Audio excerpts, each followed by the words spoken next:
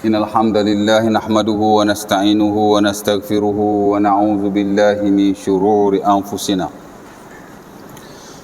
ومن سيئات أعمالنا من يهده الله فلا مضل له ومن يضلل فلا هادي له أشهد أن لا إله إلا الله وحده لا شريك له وأشهد أن محمدا عبده ورسوله اللهم صل على محمد وأزواجه وذريته كما صليت على إبراهيم وعلى آل إبراهيم وبارك على محمد وأزواجه وذريته كما باركت على إبراهيم وعلى آل إبراهيم إنك حميد مجيد رب اشرح لي صدري ويسر لي أمري واحلل عقدة من لساني يفقهوا قولي أما بعد. Syukur kepada Allah Subhanahu Wa Taala kerana pada malam ini dapat sekali lagi sama-sama kita berkumpul di masjid kita. Dan akan kita sambung perkongsian kita daripada buku Al-Kabair ataupun dosa-dosa besar yang ditulis oleh Al-Imam Az-Zahabi rahimahullah. Dan pada sesi yang lalu, tak silap saya dah 2 kuliah kita pada tajuk Al-Qadi As-Su, ya, qadi yang jahat, bad judge, ya, qadi yang jahat, ya. Dan saya dah baca sebagai besar daripada nanas yang dibawa oleh Al-Imam Az-Zahabi rahimahullah dalam buku itu. Pertama ialah beliau bawa mari ayat Quran daripada surah Al-Maidah ayat 44. Ya. Wa man lam yahkum bima anzalallah fa ulaika humul kafirun. Ayat dia panjang tapi yang disebut oleh beliau ujung tu saja. Dan saya dah hurai ayat tu daripada awal sampai akhir bersama-sama dengan hadis-hadis Rasulullah sallallahu alaihi wasallam yang diriwayatkan yang berhubung kait dengan kisah orang Yahudi yang tak nak menghukum dengan Taurat. Tak kala berlaku perzinaan antara satu orang lelaki Yahudi dan satu orang wanita Yahudi lah, yang akhirnya diangkat kepada Rasulullah sallallahu alaihi wasallam, ya. Di mana Yahudi pun sama juga, orang yang berzina hukumnya ialah direjam jika dia telah berkahwin. Dan Nabi melaksanakan hukuman itu. Saya dah hurai secara panjang lebar. Ala kulli hal, poin dia wa man lam yahkum bima anzalallah fa ulaika humul kafirun. Siapa-siapa yang tidak menghukumkan dengan apa yang tidak diturunkan, barang siapa yang tidak menghukum dengan apa yang diturunkan oleh Allah, maka dia adalah orang yang kufur, orang yang enggan, orang yang engkar. Ya. Baik. Kemudian saya juga telah baca daripada surah Al-Maidah, surah yang sama, ayat yang ke-50. Kerana ayat itu juga dibawa oleh Imam Az-Zahabi rahimahullah dalam buku itu after dibawa mari ayat yang ke-40. Ya, dia mari ayat yang ke-44, kemudian dia mari ayat yang ke-50. Di mana kata Allah Subhanahu wa taala, afa hukmul jahiliyyati yabghun wa man ahsanu minallahi hukman liqaumin yuqinun. Maksudnya, apakah hukum jahiliah yang kamu mahukan? Ayat pertama tadi tentang Yahudi. Ya, depa tak nak menghukum dengan hukum sebenar Yahudi yang ada dalam Taurat. Kalau Injil, kalau Kristian yang ada dalam Injil lah. Ya. Baik. Ayat ni pula dia merujuk kepada jahiliah, hukum jahiliah. Ya. Kerana orang Arab jahiliah ni tuan-tuan, ada Yahudi, ada Nasrani. Ya. Ada juga selain daripada itu yang beragama dengan agama menyembah berhala. Jahiliah belaka tu. Ya. Jadi Allah Ta'ala tanya, apakah hukum jahiliah yang kamu mahukan? Ya. Dan siapakah yang lebih baik hukumnya daripada Allah bagi orang-orang yang yuqinun, meyakininya. Ya. Ayat ni pula merujuk pada hukum jahiliah. Pasal orang Arab jahiliah, Yahudi Nasara tu satu hal lah. Ada lagi penyembah-penyembah berhala ni pun satu hal yang lain. Di mana mereka ni menghukumkan dengan hukum jahiliah, baik dalam ibadat dan selain ibadat. Dalam ibadat of course lah dia sembah berhala, sembah berhala syirik. Itu hukumul jahiliyah. Hukum jahiliyah ada sudut ibadahnya, sembah selain daripada Allah. Ya. Dan kita dah belajar dulu dalam bab dosa yang pertama sekali. Dosa yang paling besar ialah syirik kepada Allah. Jadi kalau sembah selain Allah, confirm lah syirik. Ya, walaupun syirik ni ada banyak. Ya.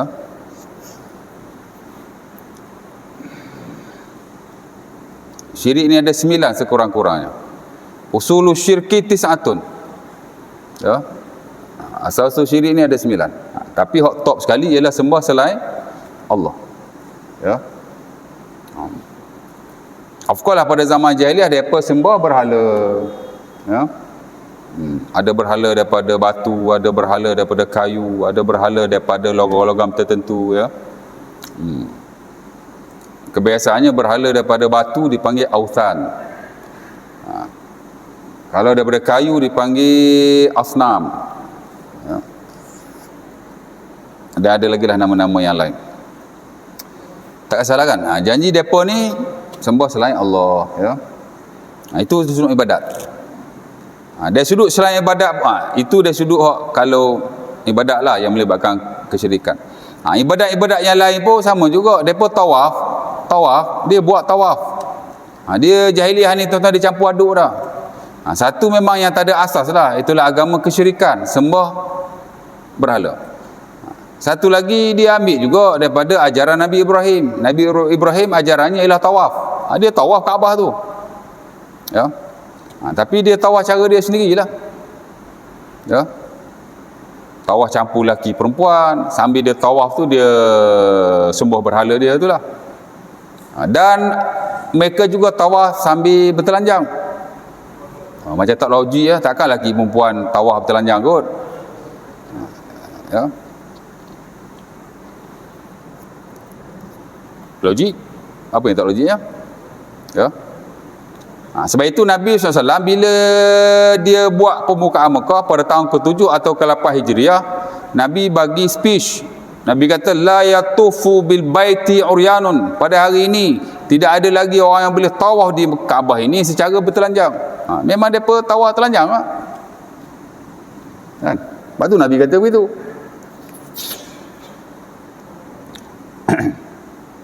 Itu tawaf tu Nabi Ibrahim punya ajaran, tapi dia tawaf cara dia sendiri.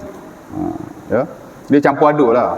Hak nenek dia satu hal, hak Nabi Ibrahim punya pun satu hal, hak berhala tu satu hal, dia campur aduk belaka jadi agama jahiliah.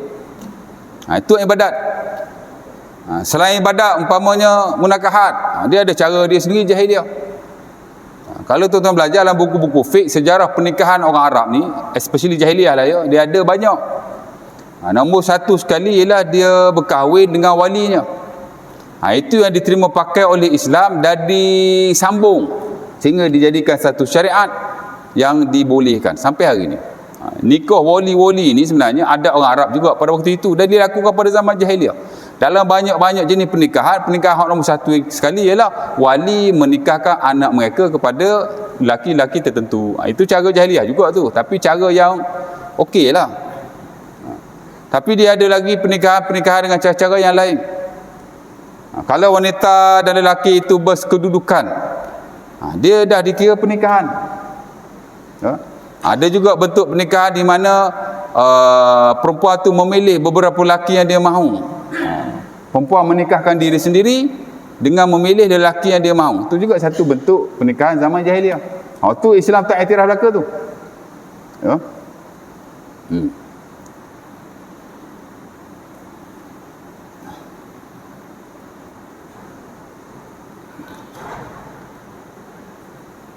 Sebab itu majoriti ulama tuan-tuan dia tolak wanita mengawinkan diri sendiri tanpa wali. Walaupun ada juga ulama yang kata okey. Yang standard dalam mazhab Abu Hanifah, perempuan boleh berkahwin tanpa wali. The best dengan wali lah. Tapi kalau wali tak ada ataupun dia tak nak nikahkan dengan walinya, dia boleh nikahkan diri sendiri. Tapi saksi mesti ada. Ulama sepakat nikah mesti ada saksi. Tapi dari sudut wali ni sebenarnya tak sepakat. Majoriti kata wali wajib. Tapi segelintir Abu Hanifah tu lah Hanafi kan. Dia kata wali tak wajib. Boleh tapi tak wajib.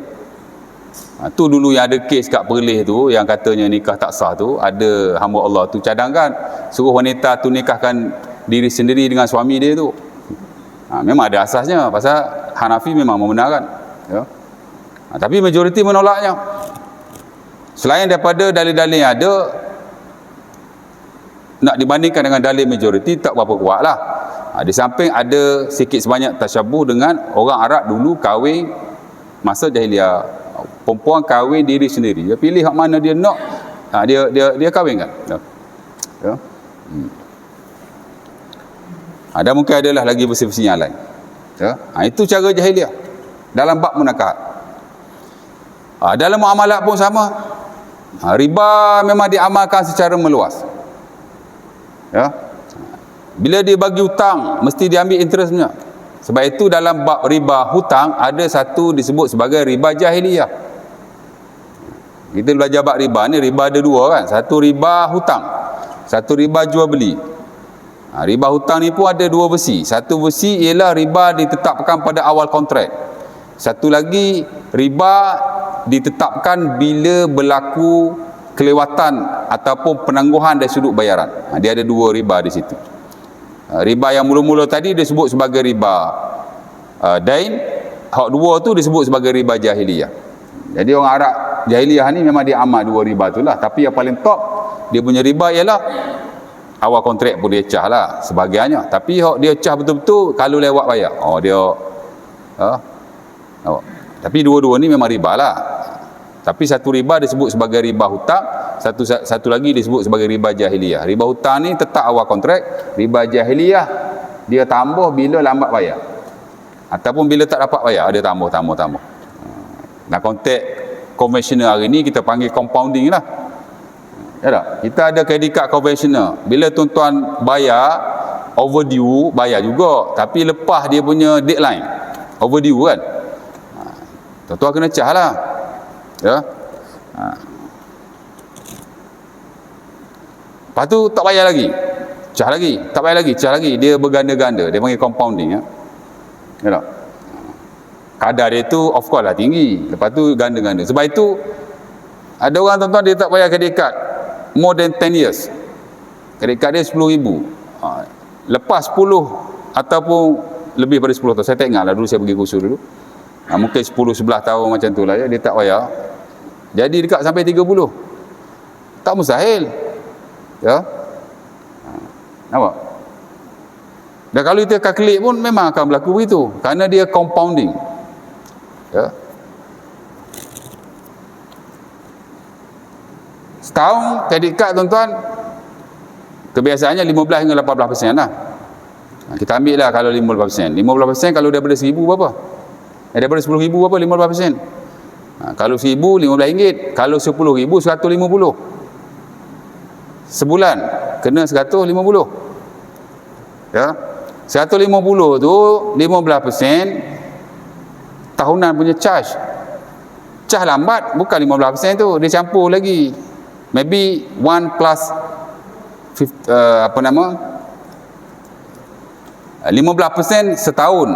Dia bagi setiap bulan, contohnya 15% kalau bagi 12 mungkinlah 1.3%. 1.3% kalau daripada 10,000 dah berapa? Sebenarnya dia bukan 1.3%. Dia 1 plus 1.3 ataupun 2 plus 1.3 macam itulah. Tapi kalau 100 sebulan pun, kalau setahun dah jadi 12,000 pokoknya. Tapi kalau dah 10-15 tahun tak bayar, memang akan jadi sampai 30,000 lah. Tak mustahil lah. Pasal dia ada konsep gandaan tu. Ya.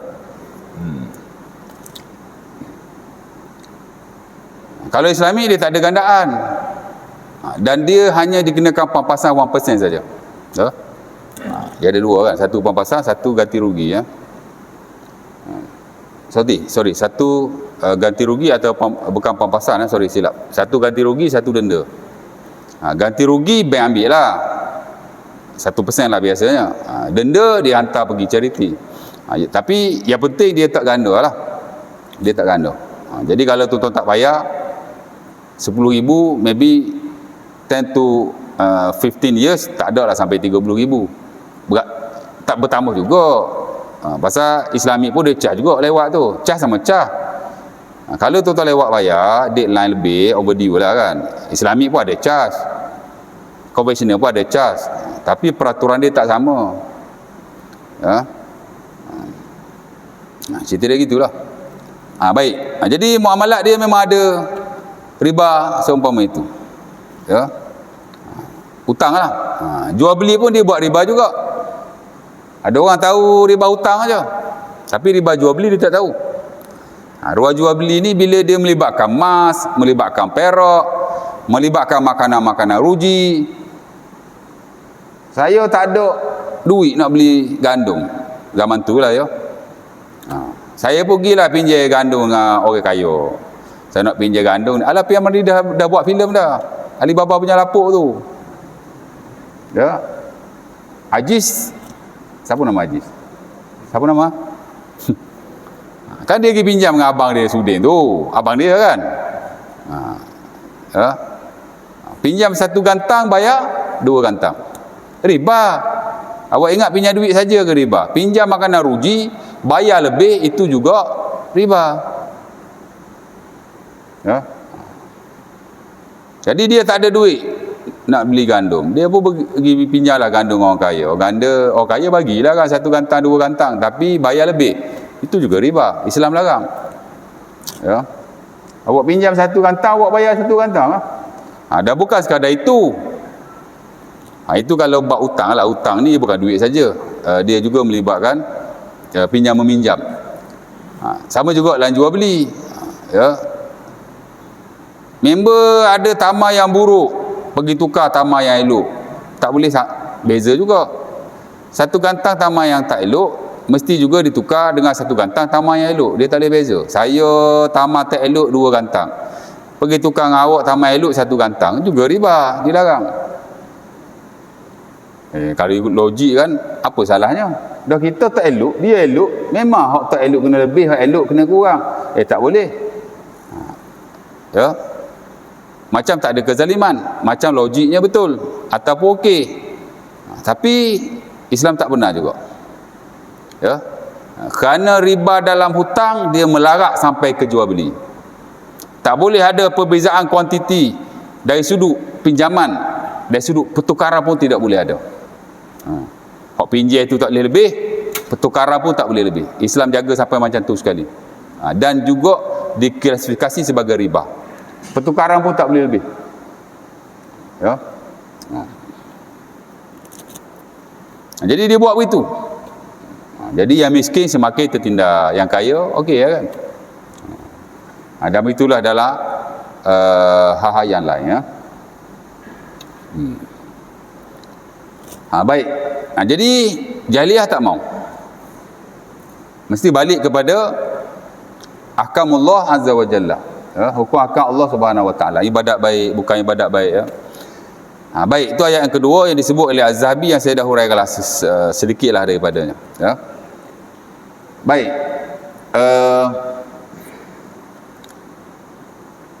Nah itu. Bismillah.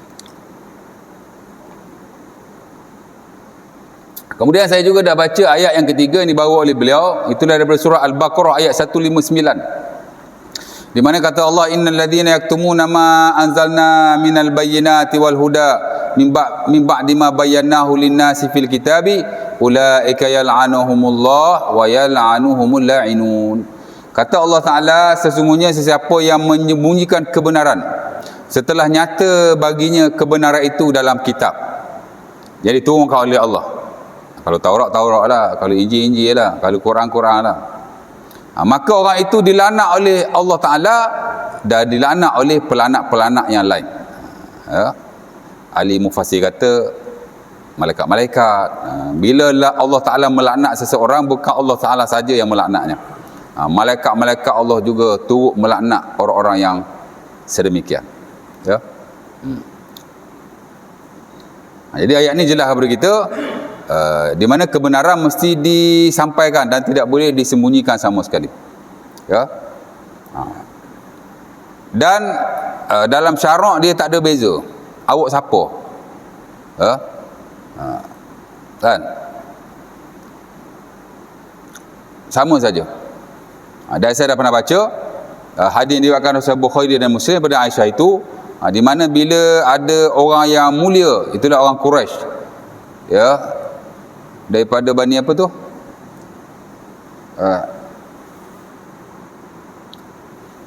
Orang Quraisy lah. Ya. Dia mencuri. Kemudian mereka nak minta lah rukhsah atau keringanan daripada Rasulullah SAW. Mereka hantar orang yang Nabi paling sayang, Usamah bin Zaid. Ya. Maka Nabi pun memarahinya dan Nabi berkata, "Lau Fatimah saraqat la qata'tu yadaha."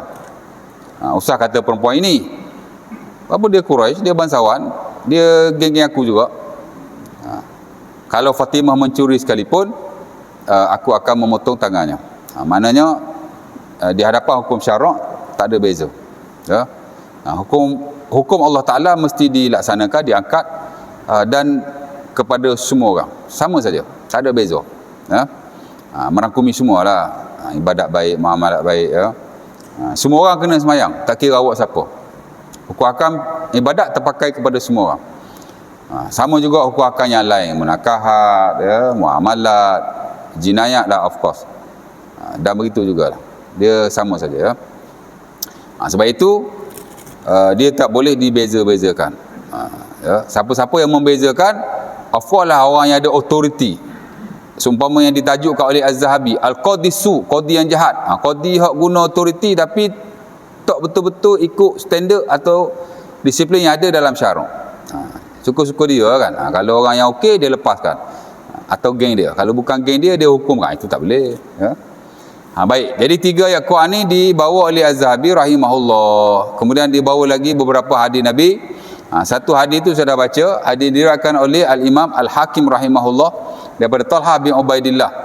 Di mana kata Nabi, la yaqbalullahu salata imami kata Nabi, la yaqbalullahu salata hakimin ya lam yahkum bima anzalallah. Ya. Hadis ni ada isu sikit lah dari sanadnya. Tapi sebagai kata ia sahih, termasuk Al-Hakim yang meriwayatkan hadis ini sendiri, dan dimuatkan dalam buku Az-Zahabi ini. Ya. Kalau sahih alhamdulillah, kalau tak sahih pun tak apa, boleh untuk peringatan. Ya. Di mana maksudnya Allah Taala tidak menerima solat seseorang hakim. Hakim saya dah sebut dulu, ya, dia merangkumi qadi, merangkumi mufti, merangkumi faqih bahkan. Ya. Dan of course lah dia merangkumi pemimpin. Ya. Allah Taala tak terima solat mereka jika mereka tidak menghukumkan dengan hukum Allah. Ya.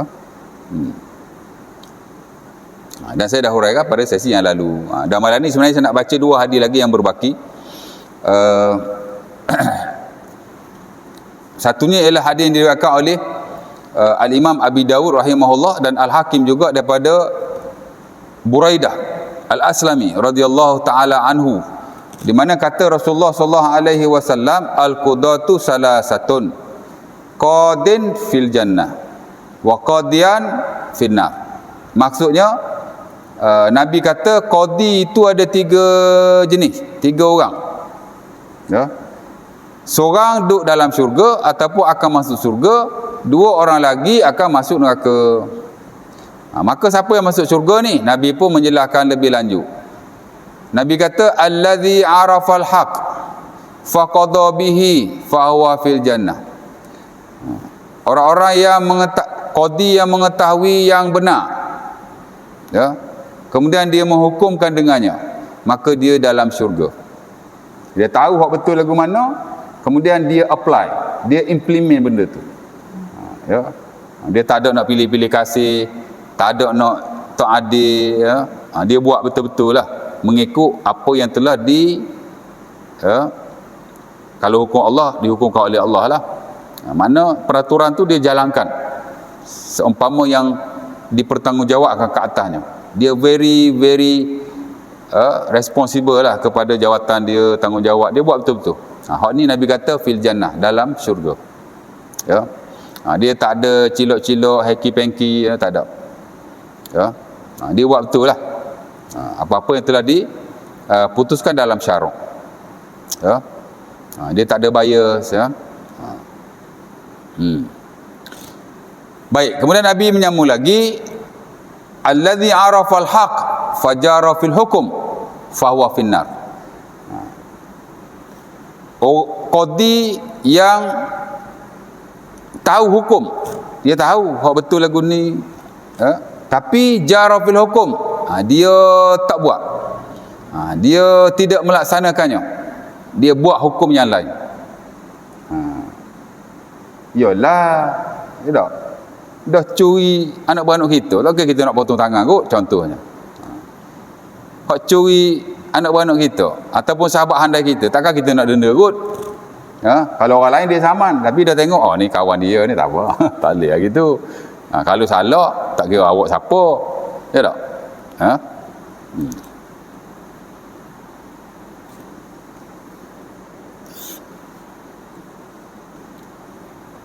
Dia dalam neraka ya. Dan satu lagi Nabi kata, allazi lam ya'rifal haq faqada ala jahlihi fa huwa finnar. Ni hak teruk sekali lah.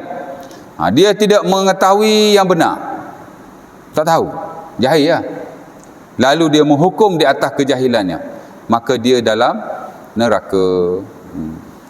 Jadi kalau tahu, tak buat hak betul. Lebih-lebih lagi lah kalau tidak tahu. Sebab itu nak latih orang jadi qadi, jadi mufti, jadi hakim, ada syarat-syaratnya yang tersendiri. Dalam fiqh tuan-tuan, dalam kitabul qada, the book of judgment, ada syarat-syarat lantikan orang seumpama ini. Awak nak jadi mufti, apa syaratnya? Ada 10 sekurang-kurangnya. Awak nak jadi qadi, apa syarat-syaratnya? Ada 10 sekurang-kurangnya. Ya tak? Jadi kalau awak tidak layak, orang tak lantik, tak apalah. Jangan awak tak layak, awak nak dilantik pula. Tak boleh lah, kan? Ya? Jadi hadis ni amat penting sekali ya. Baik, satu lagi hadis yang diriwayatkan oleh Abi Daud, Turmuzi dan selainnya daripada bukan Abi Hurairah, Amr bin Al-As. Ya. Dan hadis ni amat penting sekali. Dia bukan hanya ada dalam bab ini, Al-Qadisu, seumpama yang disebut dan dimasukkan oleh Az-Zahabi rahimahullah dalam buku ini, tapi saya ingat dia ada dalam buku-buku atau ilmu yang lain bahkan. Hatta dalam fiqh tuan-tuan, hadis ni ada di merata-rata tempat. Kita belajar bab ibadat, jumpa hadis ni. Kita belajar bab muamalat, jumpa hadis ni. Of course lah kita belajar bab jinayat dan qada, ada hadis ni. Dalam usul fiqh pun ada hadis ni. Kerana dalam bab hukum ni, ini antara hadis yang terpenting sekali. Antara yang fundamental lah ya. Di mana Rasulullah SAW bersabda, idza ijtahadal hakim fa asaba falahu ajran. Jika seseorang hakim itu ijtihad, hakim ni yang sebut tadi lah, faqih, tuk fiqh, mufti, orang yang memberikan fatwa atau pendapat-pendapat tertentu ya. Qadi, orang yang buat keputusan dalam kehakiman. Al-hakim, al-hakim ni ada dua konsep, satu merujuk pada qadi jugalah, satu lagi merujuk pada pemimpin. Di mana puak-puak ni bila dia berijtihad ya, hadis ni banyak guna dalam fiqh sebenarnya ya. Sebab tu dalam fiqh dan usul fiqh dia banyak guna pakai. Tapi tak apalah kan. Cerita dia, jika mereka berijtihad. Apa makna ijtihad? Ijtihad ni maksudnya dia memberikan satu pendapat atau memilih satu-satu perkara atau membuat satu-satu keputusan dengan kajian dia, pengetahuan yang dia ada ya, research yang dia buat, penelitian dia, bukan saja-saja tak, dia mengeluarkan effort ya. Bahkan kalau dia tidak bersendirian, ada tim dia ya. Maka kalau dia tepat, fa asaba, dia tepat. Asaba ni makna kena dengan benda tu. Tepatlah, saya terjemahkan sebagai tepat ya. Maka Nabi berkata dia mendapat 2 pahala, falahu ajran. Fa in akhta'a, kalau dia salah ya, falahu ajrun wahid, maka dia mendapat 1 pahala ya.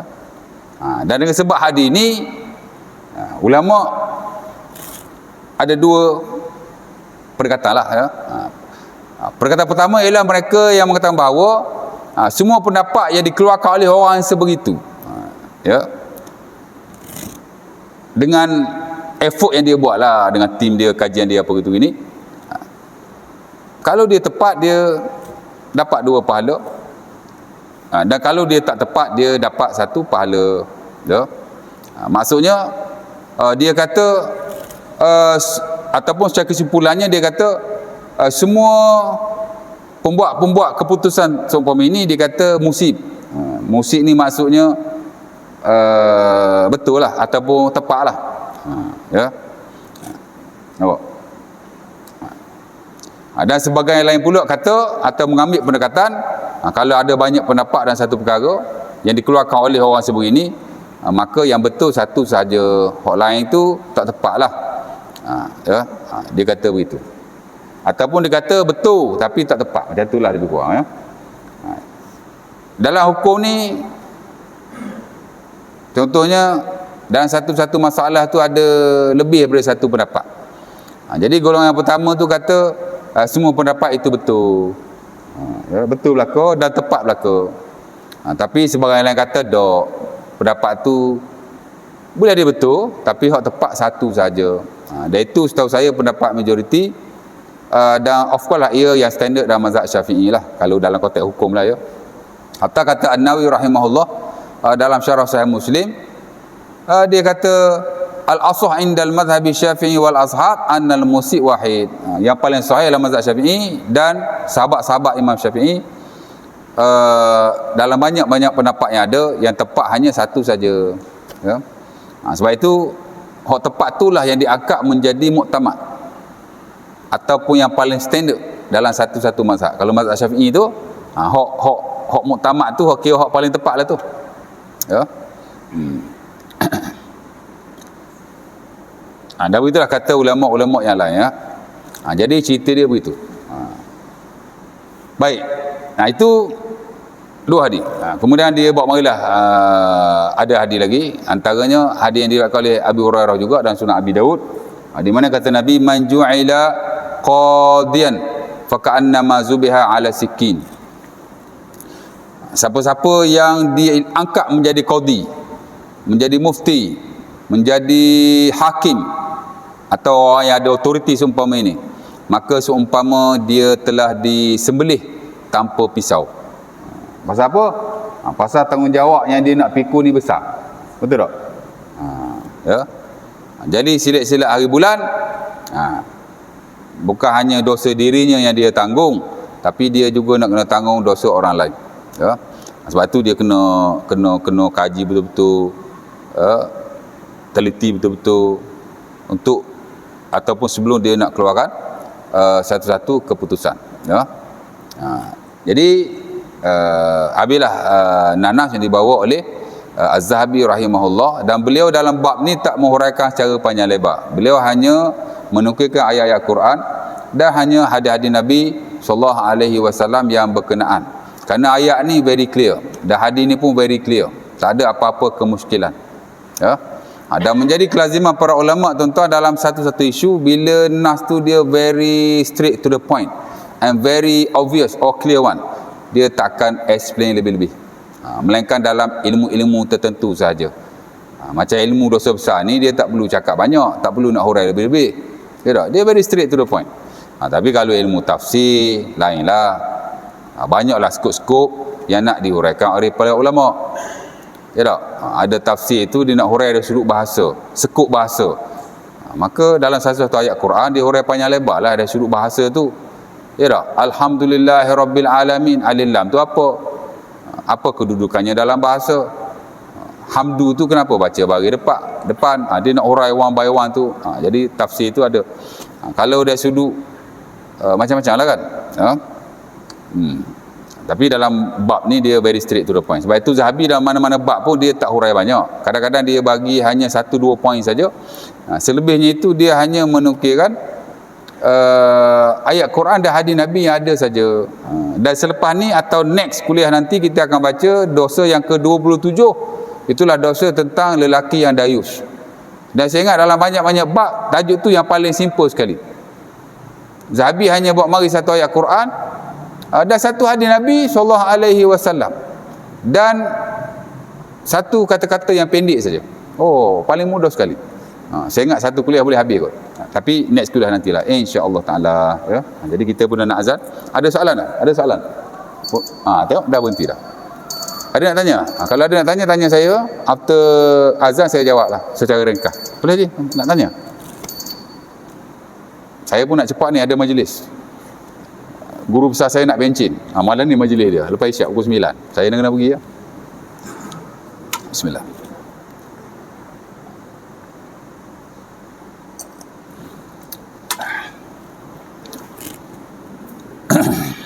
Ya Ji.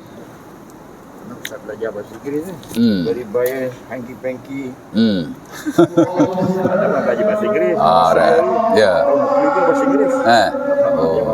Okay, very good. Obvious. Hanky-panky. Katanya ni. Sistem riba tadi. Ada tak cara kita action? Maknanya kita pinjam, kita ada bagi kedua dengan action. Tanpa perjanjian sebelum. Ada saja.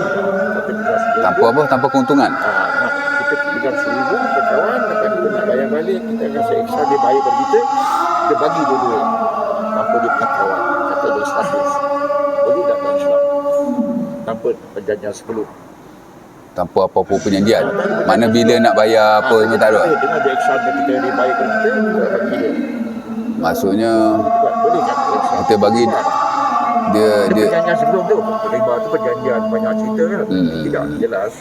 Pinjam 1,000. tak kita bagi 200. kita bagi dia pinjam. Lepas tu kita kata tak payah bayar ke macam mana? Nak tak faham tu. Katalah nak bagi pinjam 1,000. Dia bagi pinjam 1,000. Okey. Lepas tu kita tengok dia baik dan sebagainya, dah 3, 4, 5 bulan kita ada duit lebih, kita bagi dia RM100 lebih.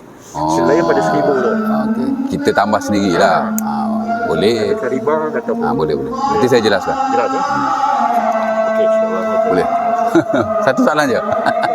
Satu soalan je. Satu soalan je. Satu soalan je. Okey. Insya-Allah. Okey, insya-Allah. Al-Baqarah 282.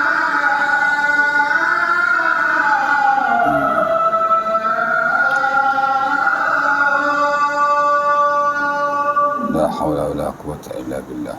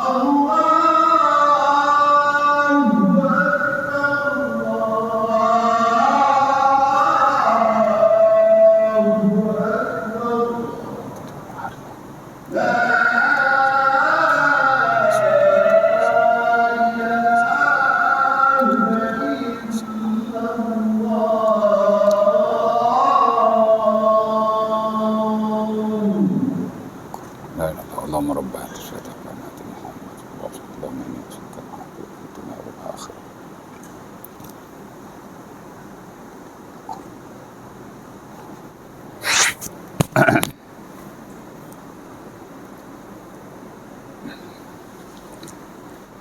Okey, baik. Tadi Haji ada tanya tentang pinjaman ya. Ataupun lebih khusus pinjaman wang lah ya. Dia Melayu ni tuan-tuan, dalam banyak hal kadang-kadang dia guna satu perkataan untuk merujuk kepada beberapa aktiviti muamalat kita lakukan. Haji tanya ni muamalat lah ya. Melayu kalau pinjam duit pun dia bagi pinjam. Kalau pinjam motor kan, atau pinjam kereta, pinjam barangan lah, dia panggil pinjam juga. Saya nak pinjam motor awak, pinjam nanti petai atas mula. Okey, itu kita panggil pinjam juga. Ataupun saya nak pinjam motor awak, pinjam nanti nak atas isi minyak penuh lah. Pinjam juga tu, pinjam belaka kita ya tak? Semua disebut sebagai pinjam. Tapi Arab dia lain, atau istilah fiqh dia lain. Kalau pinjam duit dia panggil qard. Ya.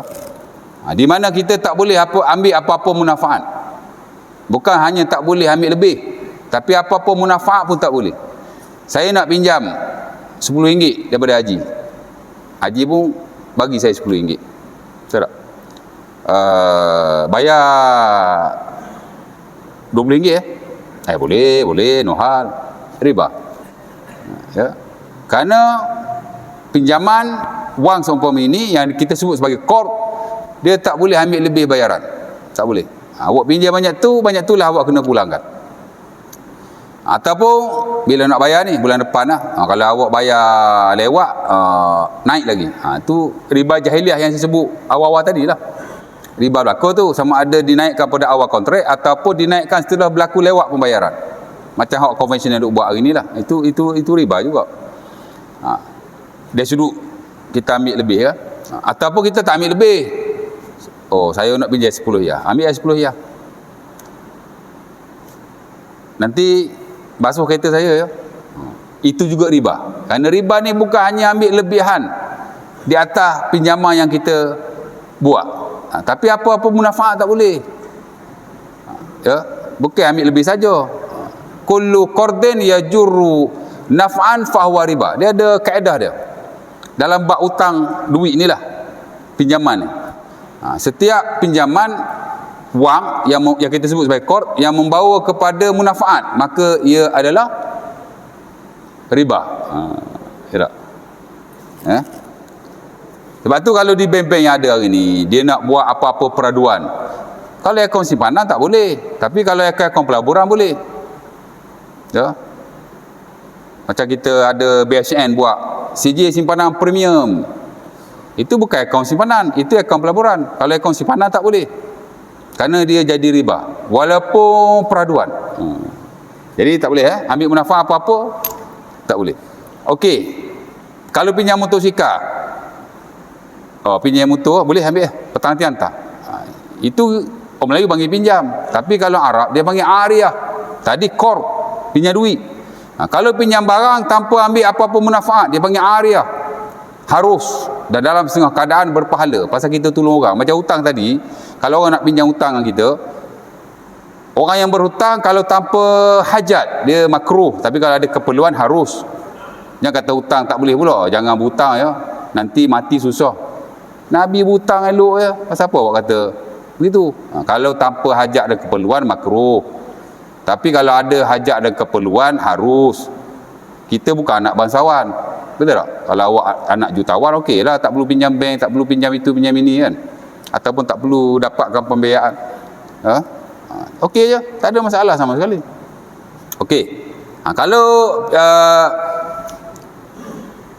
pinjam harta, barangan macam kereta, motor tadi tanpa apa-apa munafaat, itu dipanggil ariyah. Melayu pinjam belaka tu, tapi kita panggil ariyah. Ariyah ni lah kita memberi pinjaman tanpa apa-apa imbalan, bagi pinjam free saja. Tapi kalau kita kata ambillah motor aku, nanti mu hantar petang karang isi minyak penuh ya, ada kata riba juga. Riba apa? Dia tak jadi riba. Kerana pinjam barangan dia tak sama macam pinjam duit. Pinjam duit tak boleh lebih dan ambil apa-apa manfaat. Tapi kalau pinjam harta boleh. Kalau kita bagi pinjam free dia panggil ariyah, harus, dan kepada orang yang memberi pinjam itu diberi pahala oleh Allah.